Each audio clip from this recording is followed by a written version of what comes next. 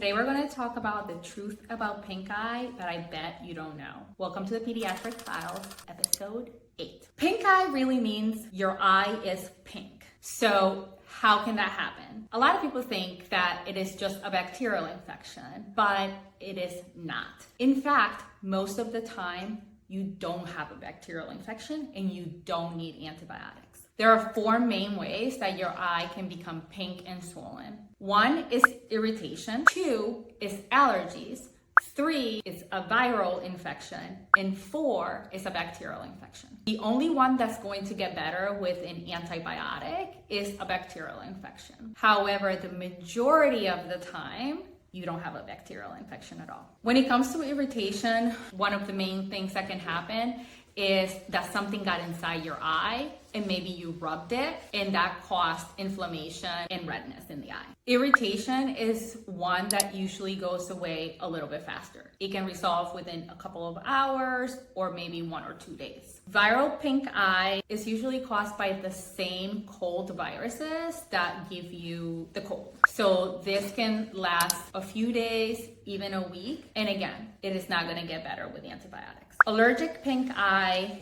can resolve with things like an antihistamine. Bacterial pink eye is really the only one that we actually have treatment for when it comes to antibiotics. But many times, even bacterial pink eye will get better on its own. But there are a few things that you can do to help it along. Things like warm compresses to the eye is probably the number one. It helps the blood flow come to the eye and it helps your own cells kind of repair what's going on. Another thing that you can do is using cold compresses, which soothes the eye and just makes your child or yourself feel a little bit better. Finally, the last thing that you can probably do is using unmedicated artificial tears that you can just buy over the counter at the pharmacy. My name is Heidi. I'm a registered nurse with over 20 years of experience. Come back next week and we're going to talk about sunscreen.